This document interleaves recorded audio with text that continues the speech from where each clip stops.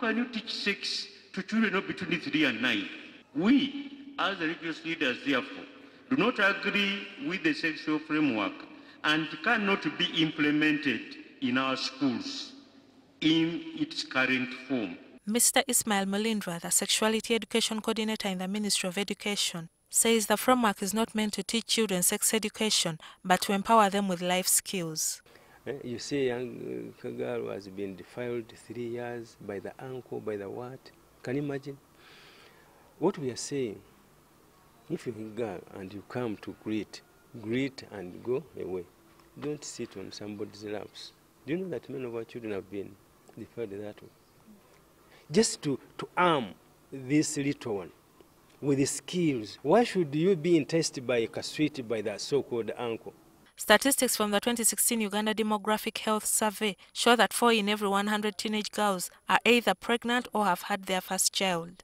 By the age of 15, 7 out of every 100 teenage girls and 8 out of every 100 teenage boys have had sex.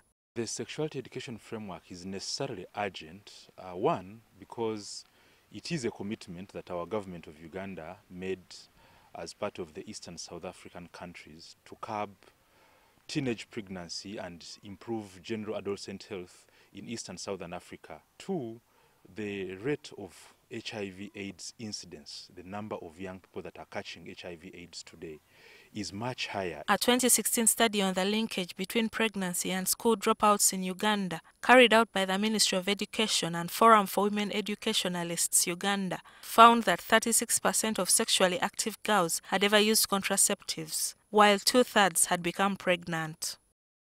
The fundamental objective of the sexuality education framework is abstinence, and through this, children and youths will be given information to make the right choices. Sexuality education is your wholesome being as a male or female.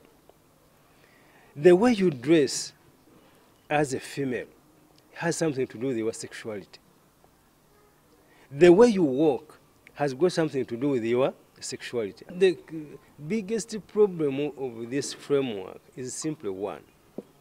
People have not opened the pages. The framework was designed with consultation from different stakeholders, such as religious leaders, cultural leaders, parents, and schools. During our consultations or sensitization of the religious leaders, we have agreed to pick or to get 2 representatives from every religious foundation to form a committee, a joint committee with the Ministry of Education. As I talk now, we have received from Archbishop Mutagari, he has sent 2 people. We have received from Uganda Muslim Supreme Council.